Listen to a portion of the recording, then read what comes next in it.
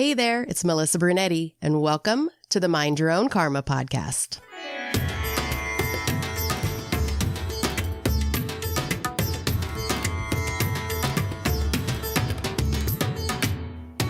Hey there, Karma Crew. Thanks for joining me for another episode of Mind Your Own Karma. If you've been around for a bit, you probably know the podcast has been shifting gears a little bit lately. I've really felt the call to expand the conversation, moving from just adoption stories to exploring healing and transformation in all kinds of ways. But what I want you to know is I haven't stepped away from the adoptee community, not at all. I'm still deeply committed to bringing you the voices, resources, and stories that support healing and help educate people about the real experiences behind adoption. And today's episode is one of those really important ones. I'm so excited to welcome back a returning guest, a fellow adoptee, a truth teller, and now a published author. She was on the show back in September of 2023, and her story really struck a chord with so many of you. And now she's back with what I honestly, I think this is the most important book about adoption since the Primal Wound. Yes, I said it. It's called The Adoption Paradox, and it really is a game changer.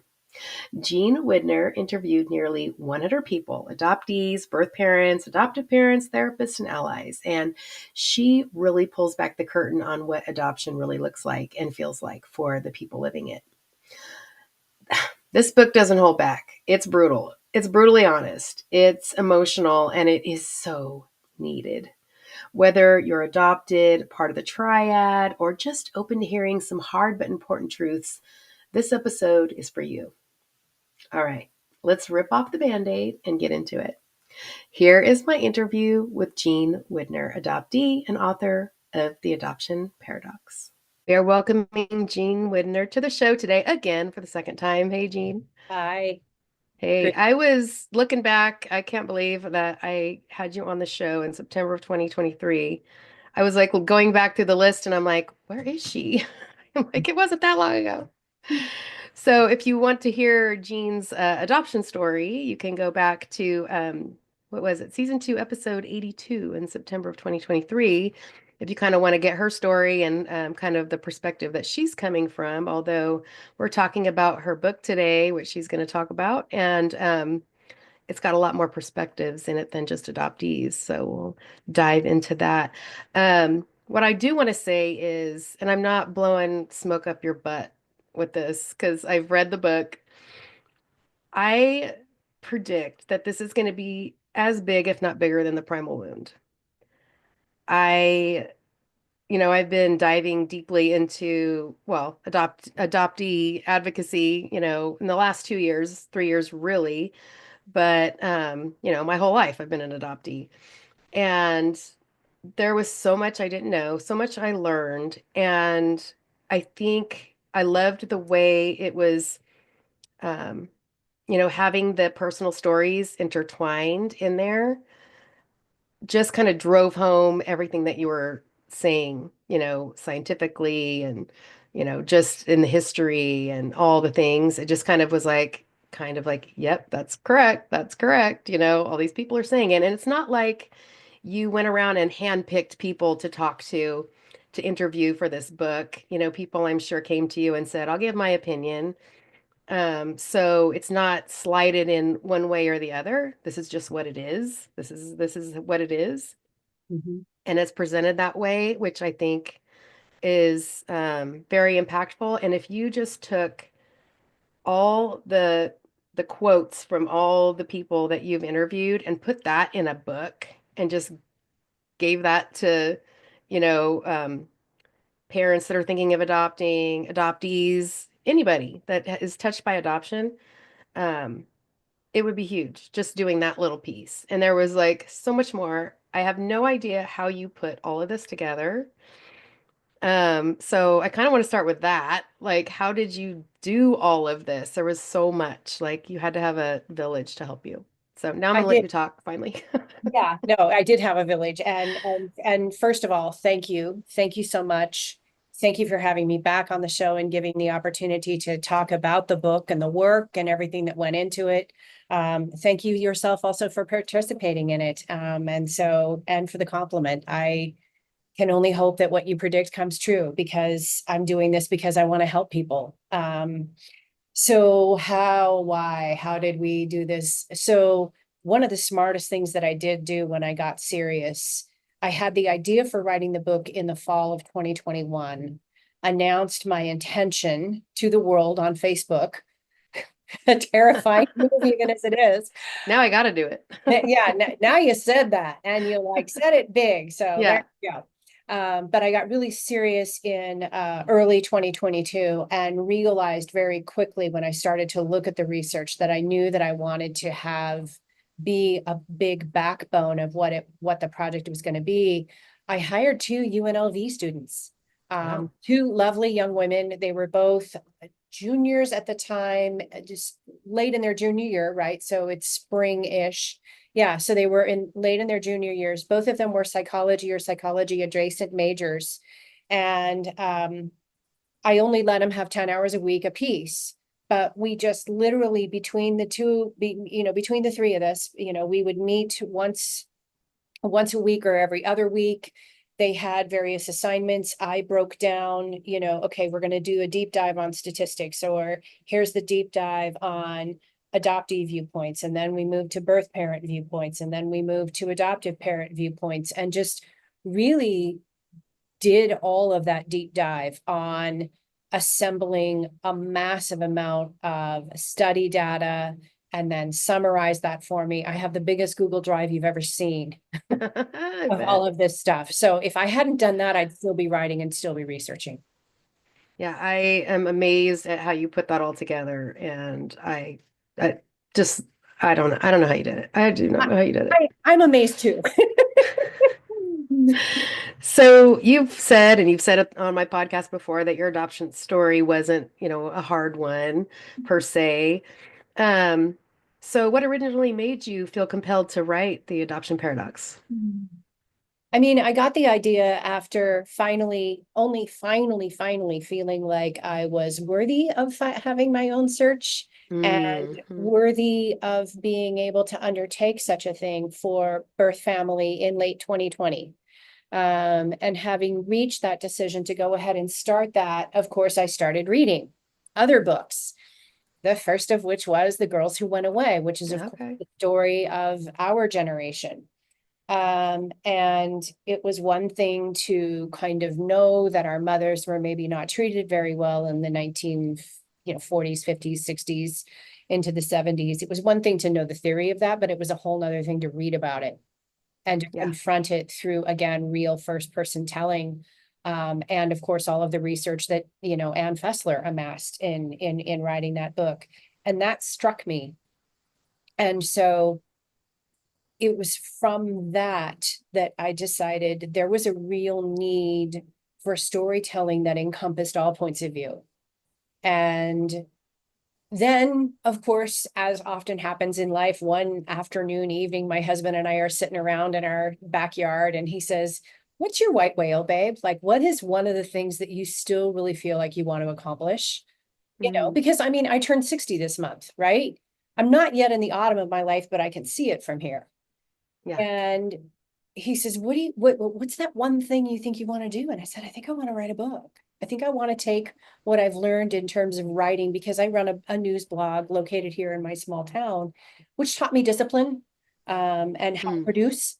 Uh, hmm. and I also remember that, even going back into high school, I was an essayist. I love picking up a topic and immersing myself in it. And especially if I see a cause there that I'm passionate about sharing it or sharing an alternative point of view. So all of those things coalesced and gave me the harebrained idea I could do this. Go. And off you went. And off we went. So near the end of the book, you wrote, "This is not the book I intended to write." What book did you intend to write, and how did this one evolve from that? I did not anticipate to feel as critical, I think, of adoptions processes. I thought, oh, won't this be interesting? I'll tell stories from differing points of view. I still naively had in my head that the baby scoop era and the girls who went away, that had like ended, that things were different in modern adoption. We have open adoptions. Well, surely there's interesting and diverse points of view. And I think that there's ways to help people and talk about things because, again, I mean, I had to seek the assistance of self-help and, you know, I've spent time, in a therapist's office working on myself and my own inner growth. And so I'm one of those people that believes that airing things out has benefit. And so with it, again, coalescing all of that around this idea, I thought I was just going to be writing an intellectually interesting storytelling exploration. What I didn't expect was to find processes in adoption that I felt so strongly about that I feel have problems. That was a surprise. Wow. Yeah, there was a lot of things I didn't know that I read about in there too. I was like, holy crap. Yeah. It's just mind blowing. It's still mind blowing. It's like I don't understand how we haven't gotten past a lot of this stuff. So I, what were some of the most shocking or eye-opening things that you uncovered, like you were just talking about researching the history of adoption? wow. Do you want that alphabetical or Yeah, chronological? right.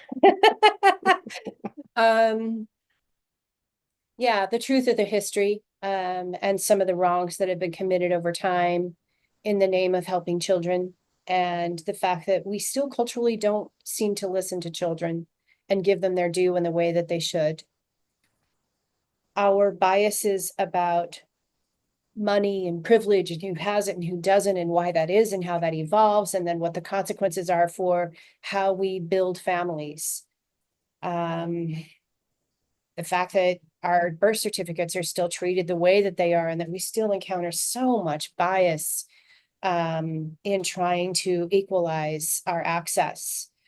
The fact that not all international adoptees were made citizens, that caught me flat-footed, like, what the literal heck is this? Yeah. So that's a start on a list. Yeah, talk about that international adoptees and the citizenship a little bit. I know we're going to have a link to a petition in the show notes, but talk about that a little bit.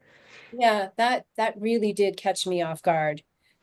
Prior to the year 2001, any adoptee that was brought into the United States through an international adoption, whatever country, whatever process, but basically international adoption was born in Korea after the end of the Korean War into the United States primarily. We were the founders on that one. But not every child was naturalized. You apparently still had to take that child and put them through the naturalization process, which was separate from the adoption process. And so I think parents were given incorrect or bad advice. I think that maybe agencies just didn't know. I think maybe in the rush sometimes for the volume of adoptees that were coming over, particularly when you start to look at, the 1990s when we were really revving up, quite a lot of international adoption was occurring. I just don't think there was adequate follow through, explanation, or preparation. And so we failed. Yeah. And parents either knowingly or unknowingly didn't finish that process. And now you have a bunch of folks who then ended up tripping into that information like, wait, what? What do you What do mean? you mean? Come again? How is Yeah. this not, how is this not done properly? And so, that's something that Congress is well aware of. They passed, legislation in the year 2000, which took effect in 2001, that any adoptee, once they qualified to become adopted into the United States, which there is a qualification there that is supposed to be gone through, but otherwise, as long as those boxes are checked, as soon as they hit US soil, they are citizens. They knew they had the gap in that legislation, that it covered anyone who was under the age of 18 when that legislation passed, but it didn't address anyone who was 19 or older. Yeah.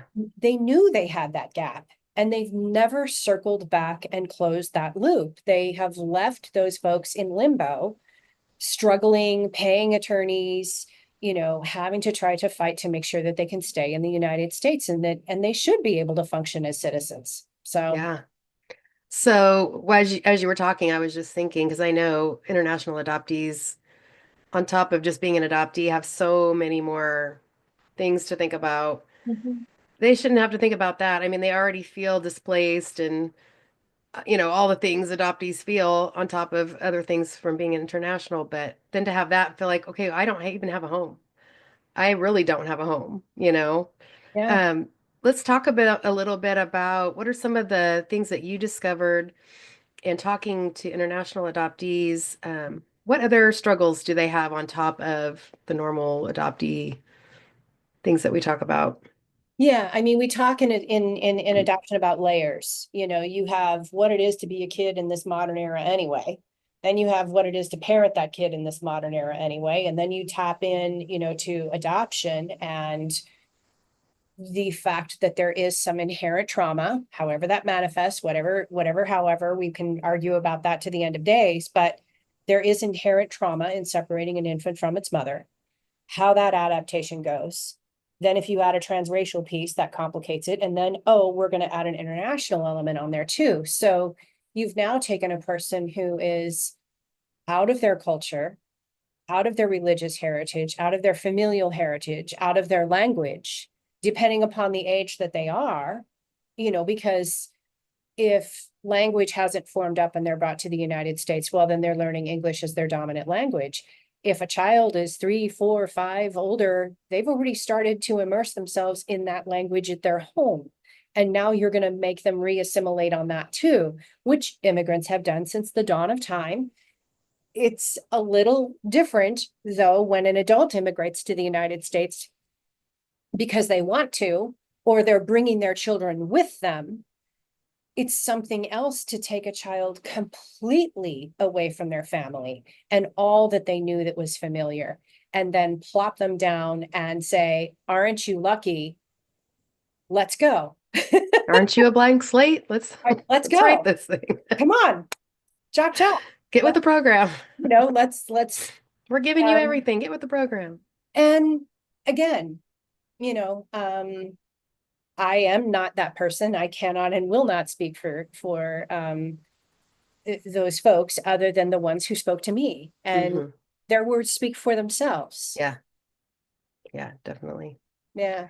Let's go back to the baby scoop era a little bit. How did the lack of contraception and abortion not being legal until 72, 73, how did that shape the baby scoop era and the Mm, wave of adoption that followed that? yeah. I mean, I try to paint a picture of that in the book, with the research that I did. And of course, again, Ann Fessler's work, leading the way on that. We, I mean, we still had some really, really old fashioned, well, and somebody's going to yell at me about the use of that term too, but we still had some very stigmatizing points of view about, sex outside of marriage. Those points of view still exist to this day.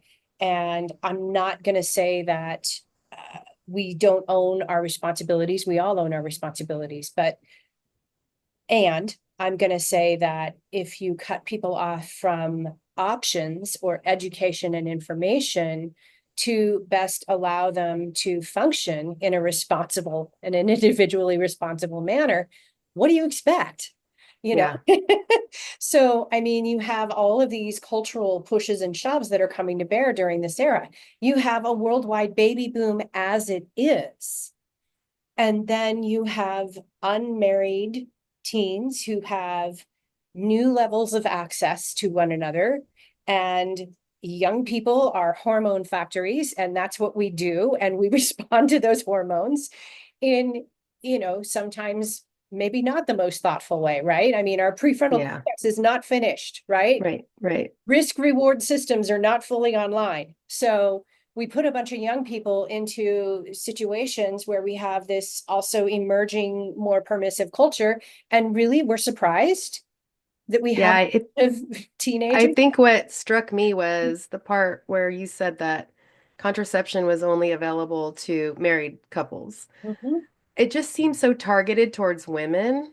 I mean, the whole thing, not only the lack of contraception and abortion, but also once they got pregnant, they were also targeted again. Like it was Right. like, you can't win. You can't win here. It's Oh, just, no, that double standard was wielded very cruelly, against those women and young girls, some of them, but and regardless of how they got pregnant, whether the sex was fully consensual or not, that yeah. was it. You either got married, which is of course the majority of what I think, that's why we have the term shotgun wedding, right? Mm-hmm. Mm-hmm. Is a lot of people got married, or, you sent that girl away. Yeah. Yep. So in the book, you talk about adoptee consciousness, and had never heard that term before. Is there a difference between adoptee consciousness and coming out of the fog? They're two different things. And the adoptee consciousness model we owe to Dr. Jae Kim and a lot of her colleagues there who kind of created that. Fog, and I do cite the references in the book, although I don't recall them right now, but do take a look at that in the notes in the book. The fog is both an acronym, excuse me, both an acronym and a metaphor. You have it standing for fear, obligation, and guilt, which is sort of an evolution and a metamorphosis that happens within an adoptee as they grow and start to process the state of having been adopted, and therefore also first relinquished by someone. And then the realization, well, wait, I'm now with this new family, and I'm feeling a little vulnerable about the fact that somebody gave up on me once. And now, does it mean I could be given up on again? And so there's a lot of fear that is inherent in many adoptees. And it was certainly apparent within myself, even though I really didn't have the word for it, you know? Mm, And so then you have fear, and then you create this language that is built around rescuing a child, saving a child, so then that creates a dynamic where there's a feeling of obligation back toward your parents, like, oh, they rescued me from a gutter or something like that. Well, gosh, so I'm obliged to be a good kid, right? And then to feel guilty if you just exist, because yeah. how did I come into how can you tell me that I'm valued? And so it's really, really hard to process that, I think, as kids. And I don't think, again, that adoptive parents, certainly in our era, were given any tools to have to process any of this. Yeah. And I'm not really sure how well we're preparing adoptive parents now. I think some are and some aren't. And so you have the acronym, then you have the metaphor, which is coming into awareness. And that's where the fog or consciousness, they're both telling the same story there, which is a shift in how you view first your own process and then adoption in general at a larger view. And it's painful. Mm, It's painful. I went through that process in the course of writing this book. mm. Painful. Wow. Well, how could you not? I mean, how could you not? If you weren't coming out of the fog, you were going to after hearing all these stories. And I mean, there's no way around that after Right. reading it or Well, hearing yeah. it. Yeah. And I mean, that's the thing is that, as going back to, the adoptee consciousness model, that's called rupture. And that's a painful place to be. Yeah. Rupture is painful. And then Yeah. and then you're in dissonance, which is, wait, everything I thought that was true is shifting like literally in front of me. Like you can almost literally feel a wobbliness within one's being when you're in that place. And that's a very uncomfortable place. And so Scary. I didn't enjoy it. My mission was to write through it anyway Hmm. and try to figure it out the best that I could. Did it So help? Did it help You think in that process, or did it exacerbate it? What do you think? A little of both, Hmm. because how can I not be affected by the stories that I hear? Right. And so then I would be processing my own internal journey and then hearing and reading, reading research that is again backing up exactly what I'm hearing in story. And then, you know, for every person that gave me their story in the book, I mean, I remember every single one of you. I remember your stories. I remember the things that you said to me. So now I'm with you on your journeys too. And so, how do I not also process what's happening in our larger society alongside myself? So, both things were happening to me, and that was not always easy.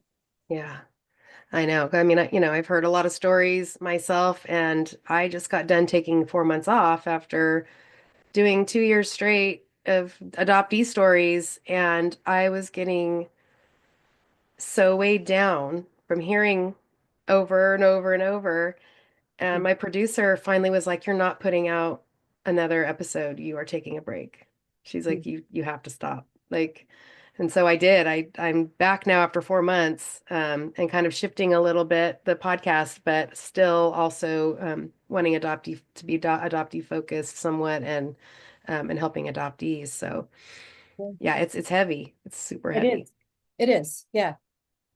So, in all your interviews, how important was it when you were listening to adoptees for adoptees to find out they were adopted young as opposed to later, even teenager or, late discovery, really late discovery? How important was that?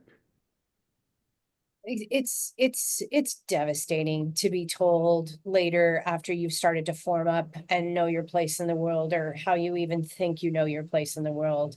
There was a gentleman who I interviewed who was old school.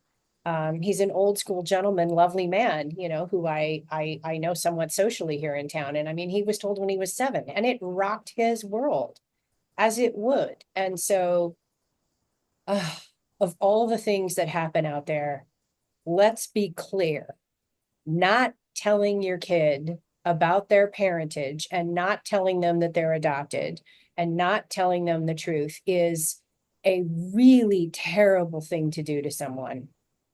Yeah, it's It's not abuse. okay under Yeah, any circumstances ever. It is never okay. yeah, never. Adoption or not. Like it just, yeah. And nowadays, how can you with DNA and you're only waiting for a bomb to go off. So it's just kind of dumb, which Yeah. kind of goes back to why we can't get our birth certificates and everything else. It's just like, it doesn't make no sense. None of it makes sense. So you talk about separation trauma and you asked in the book if it was real. What did you discover, both in research and personal stories? And what does science say about separation trauma? There's a growing body of science over both what happens in utero, how that affects us as we grow and come out initially as little infants, ready to thrive, right? And how that can impact our development. We're continuing to see more and more research on just the entire concept of how much power our nervous system actually impacts our overall well-being. Besser Van book, The Body Keeps the Score. It's been on the New York Times bestseller list for what, 4 years, 5 years, Mm, whatever it is. There's a reason for that. And not just because he wrote a book about this interesting nerdy science thing, but clearly it's resonating with people. Otherwise, people wouldn't still keep turning to it as a source for information and healing and understanding, because we we hurt ourselves, in my opinion, by buying into collective denial of a mm, potential problem. I think we do ourselves great damage, both as individuals and in a larger society, if we live in denial of a problem, any problem, yeah. right? And pivoting now to me, right, down to center, is, again, we're not really going too much into my story, but I was certainly affected by the fact that my adoptive mother was addicted to prescription drugs and alcohol. I did all the work, man. I did, adult children of alcoholics, which I will say saved me, Mm, absolutely saved me, because I was really struggling as a human being because I'd learned some really bad behaviors and bad models of being, and worked hard on myself to come back out of the other side of it. And I would still say to you, I still know that there were other things that were kicking around inside of me. But of course, not knowing where to put them, I just attributed them to alcoholism mm, and to being raised with an addict. So I'm putting these problems that I still know that I have internally, but I'm putting them in the wrong box, yeah. which means I'm not going to get the right solution to them. Hmm. So then when I do this reading and this research and I go, oh my God, there it is. There's the answer. How freeing is that? That's Right. the best thing ever, to have the right box to put something in, to go, oh my God, that is the source of this. And so I know that there are a lot of people out there who are functioning through whatever they went through in their life, whether it's adoption or whatever. But if you don't find the right thing to unlock that problem and really address it, what are you doing? You're just Yeah. then as human beings, we've set ourselves up where we're running on a hamster wheel, but it's the wrong wheel. And then we don't get We're answers. not getting anywhere. We're not getting anywhere. And so, that's what I would say then, again, now extrapolating out, is we're we're tearing at a narrative here. And the narrative is adoption is amazing, adoption is beautiful. If you have good parents, there should be nothing wrong with you. And life is amazing. You're just looking at it the wrong way. You just, maybe you just need to have a different attitude. Yeah. And that's because our society, we really, really want pretty bows on our boxes. Gosh, we want that narrative. We Yeah. really do. And we're not going to actually solve the issues that folks are facing without at least going into this and saying, okay, this isn't everybody's story. Of course it's not, but it's also not nothing either. Hmm. And I invite everyone to really take an honest deep dive and a read and just think about their lives. Yeah. I think recently in the last year, and I kind of mentioned this last week with another guest, was that I realized that when I was in the womb, I was there when my mother found out she was pregnant with me, which was stressful. Um, when her mother died, when she was 6 months pregnant with me, I was there. I went to my grandmother's funeral, and I was just like, and through all the traumas that she went through those 9 months, I was there and I was experiencing it just as she was. As I was forming, Mhm, what did that do to me? Like mhm. scientifically, how does that, it has to affect. And it was just like, whoa, I had never thought about that before, Right. that Yeah. I was there, experiencing the cortisol and all the stress hormones and the stress, worry, whatever she was going through, I was there. It's crazy to think about. Yeah, it is. And not only that, but remember, you and I are born with two ovaries full of eggs. Yeah. So we're born with the next generation already in us. Our DNA, however that is formed up, is fully present and accounted for. And that is unique to women versus men. Men's sperm accumulates over time. And Yeah. so that, which is interesting, on that side of the ledger, because it means that then their wellness in their lifespan can impact, right, the health of their sperm that they pass on to make another human with. But us, it's set. Yeah. It's Yeah. already set. And there's part of where generational trauma comes from, the science of it. I mean, Yeah. That's what my they're my children, also experienced part of that as well. That's crazy. It's so crazy to think about. yeah, it is. So in the book, you said maybe the way to look at the primal wound is less literal for those who keenly relate to it. What if the power is in asking adoptees to lean into the psychological pain they feel rather than hide from it? So, what conclusions did you come to about leaning in instead of hiding, and how important do you think that is in the healing process of adoptees or birth mothers or whoever? There's no way around it. There's only through it. We have to go into the things that are troubling us. We just, again, since when does denial help anyone? Now, you might need denial for a period of time. I think denial Yes. keeps us alive, right? Hmm. Sometimes it can literally keep us alive. Yeah. Eventually, if you want to be more than a hurt person who will inevitably hurt other people and continue to hurt themselves, if you want to eventually evolve, this is where you have to go. You have to go inside, and you have to be willing to risk finding things that are uncomfortable and painful, even Yeah. more than you thought they might be, or they're different than you thought they might be. Yeah. And it's frightening. I get it. It's bloody terrifying. Yeah. Do you think we can heal? Absolutely. I think we have to try, Yeah. I mean, if nothing else, we have to try, and we have to keep trying. And, again, I mean, you've gone into your own modalities, right? Hmm. Of, the somatic therapy and somatic healing and things like that. I think that just seek and find something that works for you. And if it works, do it. Yep. Yep. Whatever it is, do Mm-hmm. it. Absolutely. So, we hear a lot about kind of the common themes of, some of the things that psychologically adoptees struggle with, the common ones. Did you notice anything that you were surprised about in maybe some of the interviews? Or I know there was a chart in the book that was showing you were talking about was it Dr. Leibov? I can't ever think of her name.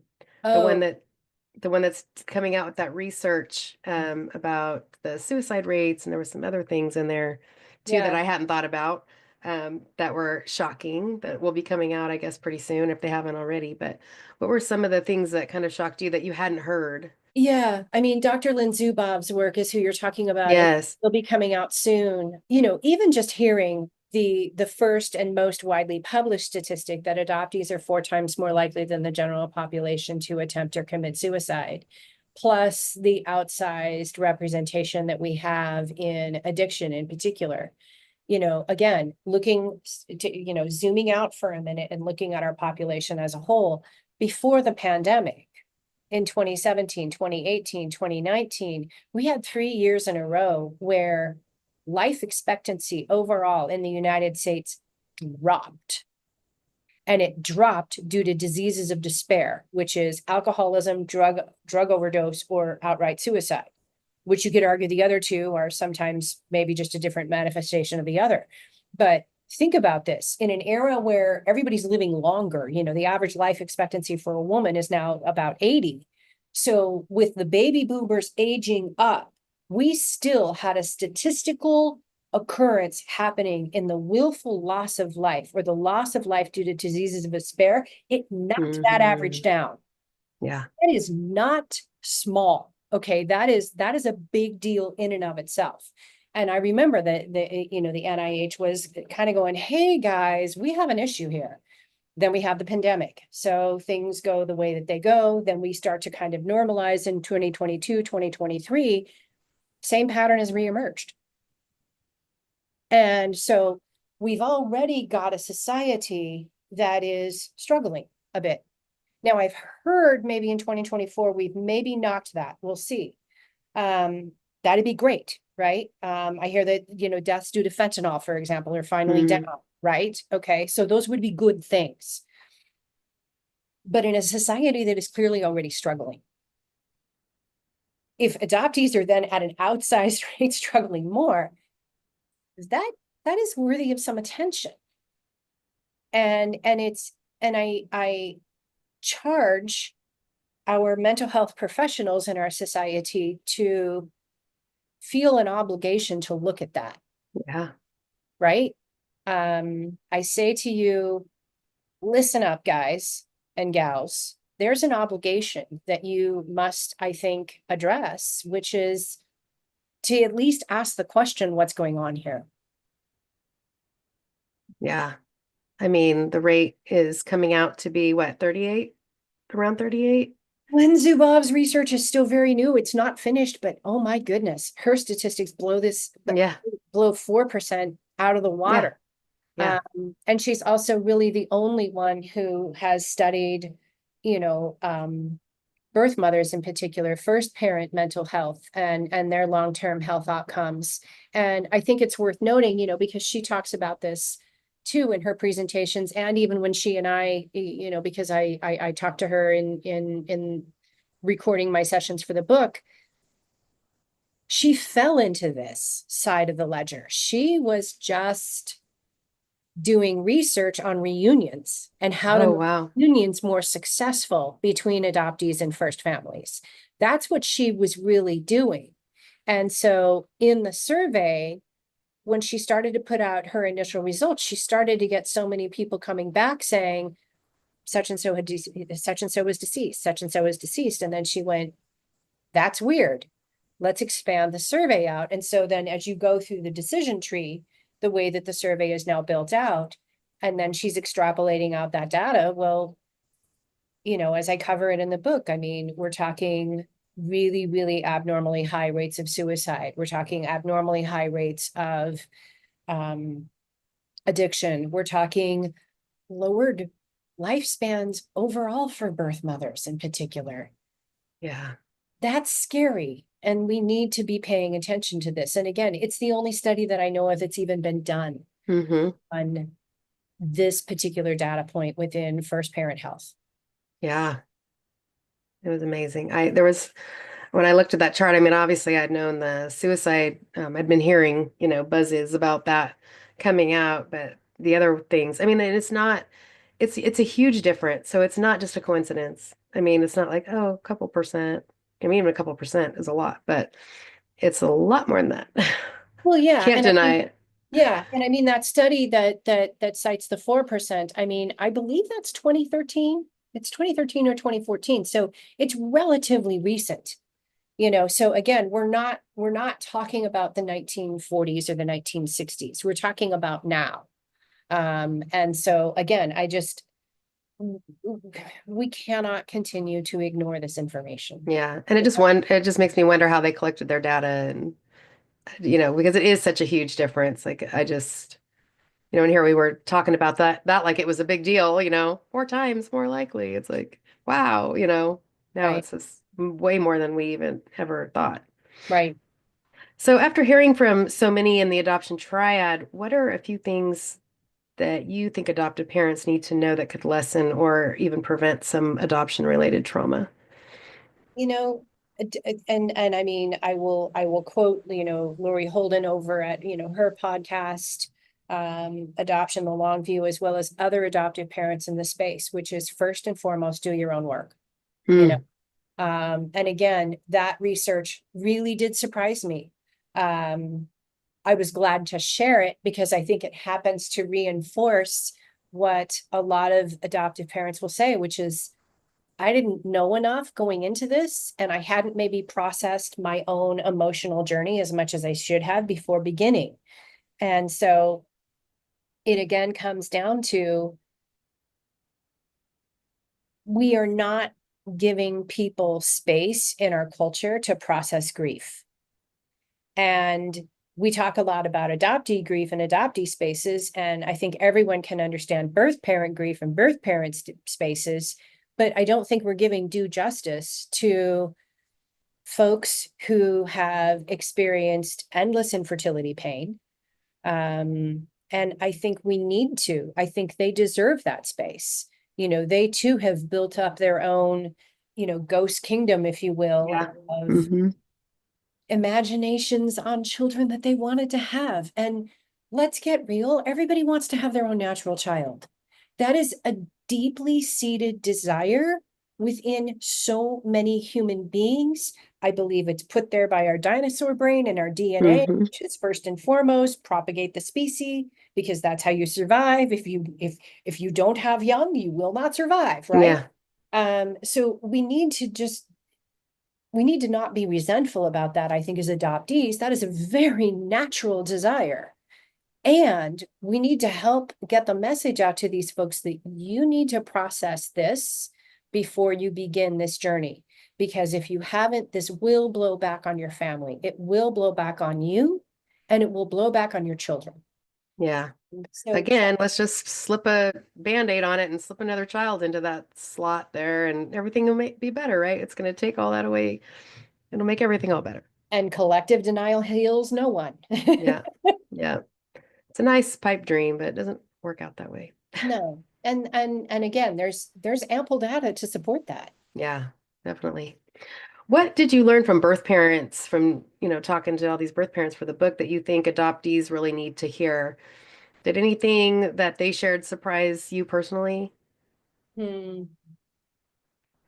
Oh, the things that surprised me. I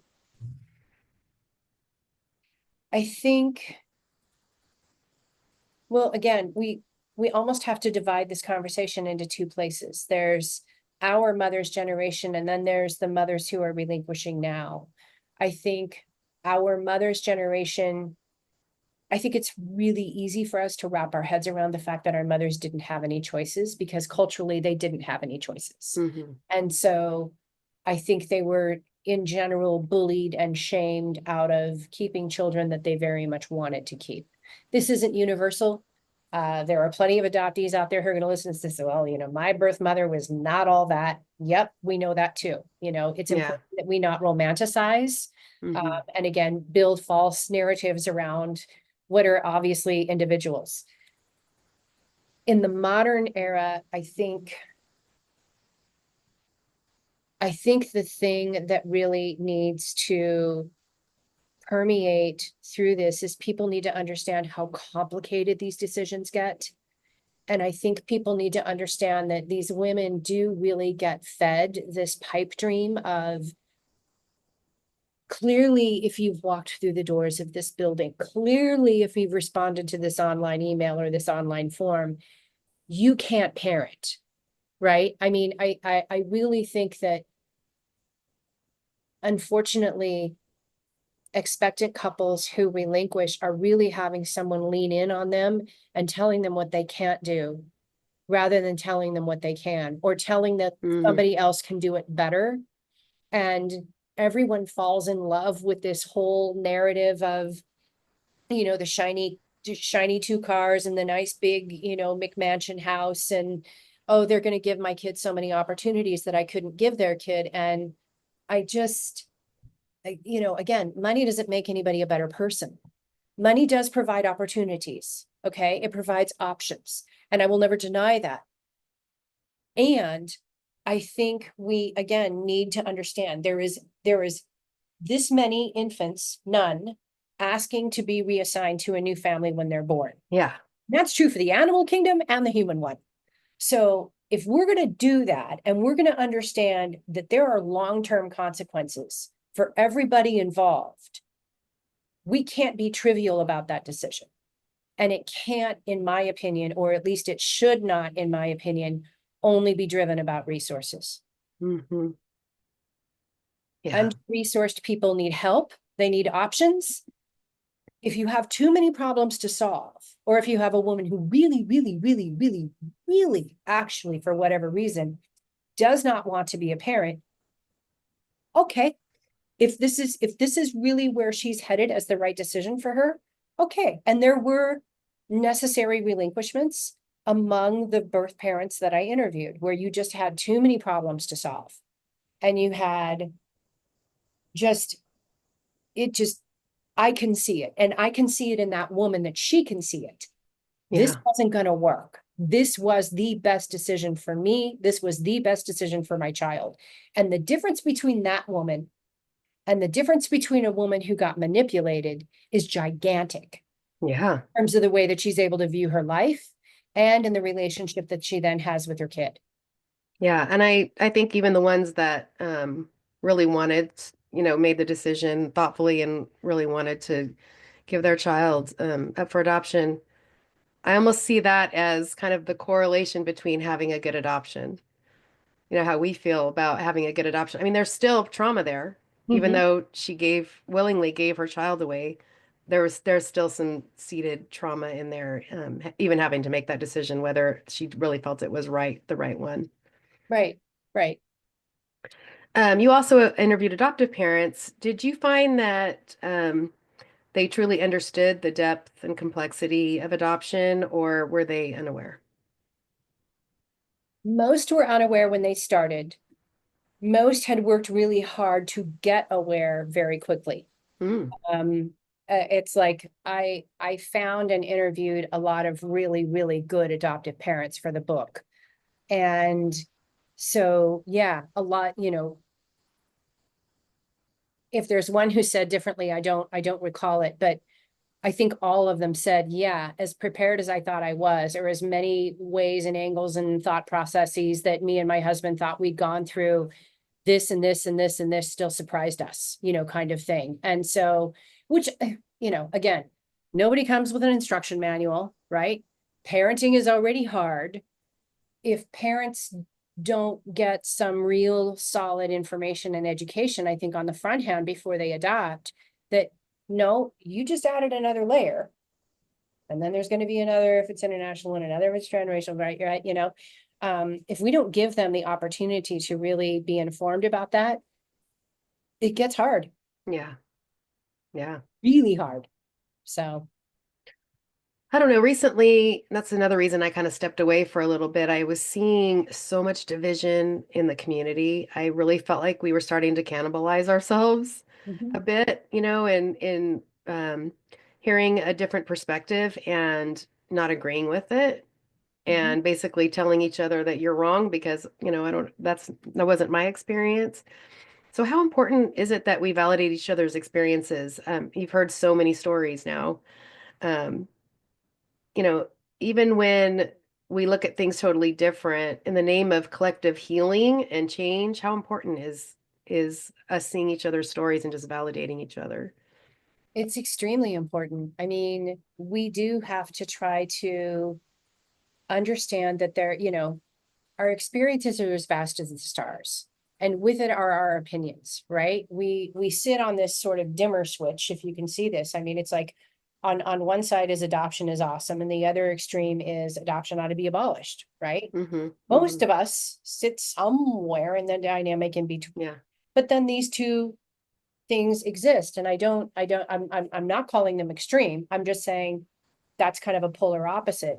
I don't think we do each other any favors if we fail to acknowledge that I can be in alignment with your points of view in this and this and this and this, but maybe not that, right? Like I'm not comfortable with that language or I'm not comfortable with that particular point of view, but I'm with you over here. Mm-hmm. If we lose the ability to try to communicate with and hear each other and saying, it's okay if you don't take this in all the directions that I do, but I'm going to be over here, we risk losing again that 75% solution in the middle, which is probably where actual change lies. And again, I know a lot of those activists and I appreciate them. I respect their right to be out there. I'm not necessarily going to be in agreement with everything that everyone says, and they're not going to be in agreement with everything I say. Yeah. And that has to be okay. And I'm going to have to learn how to walk that talk myself. And I'm not saying it's going to be easy. Right. So kind of in closing, what do you hope readers get from reading your book, Adoption Paradox? Perspective, healing, validation. I think those are three big words right there. And if you find it a waste of time, okay, give it to somebody else. I I don't mean, think that's going to happen, but it's that's the thing. No one thing can be everyone's story. I mean,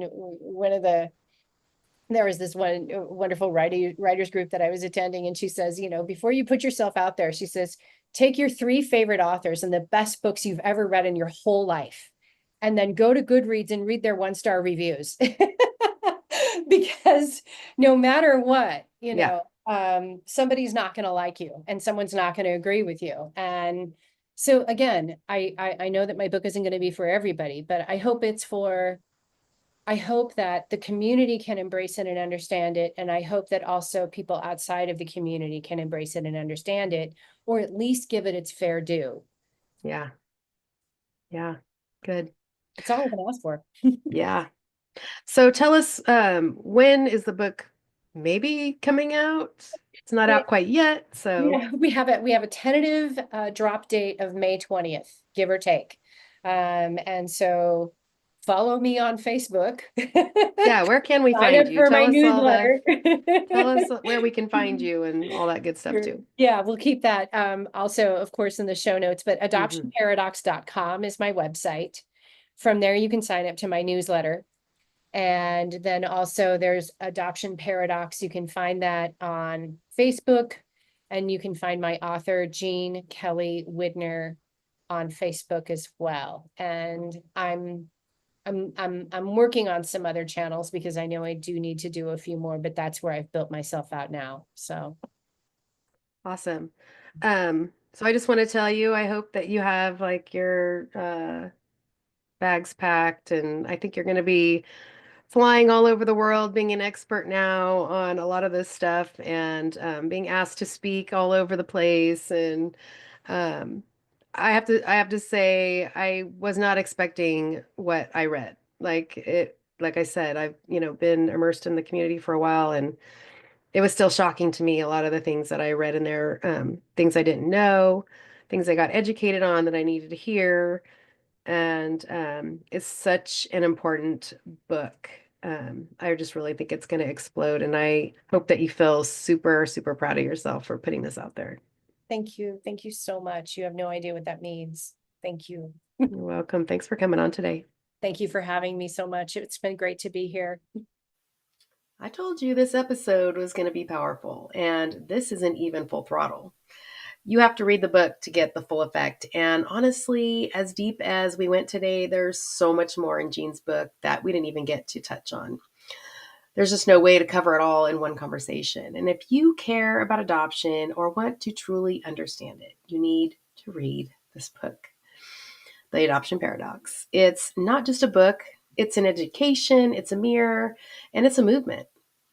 And pre-orders are open right now. And here's the best part. If you order now, you'll get a personally signed paperback copy from Jean herself, shipped right out to you as soon as they're available. The official release date is around May 20th, but don't wait. Get your copy locked in today, and you'll find all the links to Jean and the book in the show notes. And if you're a healer, a practitioner, using an unconventional or alternative modality, or someone who's walked through deep personal transformation and now helps others do the same, I'd love to hear from you. I'm always looking for guests who bring something unique, heart-centered, and healing to the table. Whether it's somatic work, energy healing, trauma-informed practices, spiritual growth, nervous system regulation, or something a little outside of the box that's changing lives, I want to hear from you. If that's you or someone you know, reach out to me at mindyourownkarma@gmail.com. And speaking of healing, if today's episode stirred something in you, it might be time to go a little deeper. That's where somatic mindful guided imagery comes in. Our bodies, they hold on to trauma in ways our minds can't always access or process. And sometimes talking about it just isn't enough.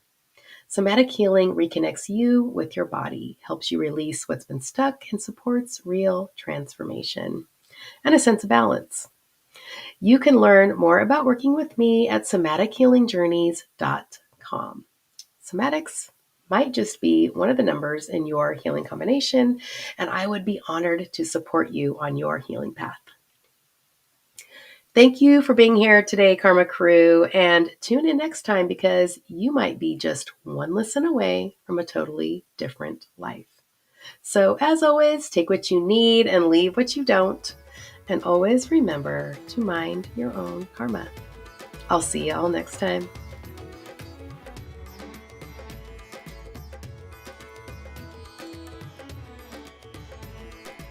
This podcast is created for educational purposes by the telling of adoption experiences. The views expressed in this podcast may not be those of the host or Mind Your Own Karma.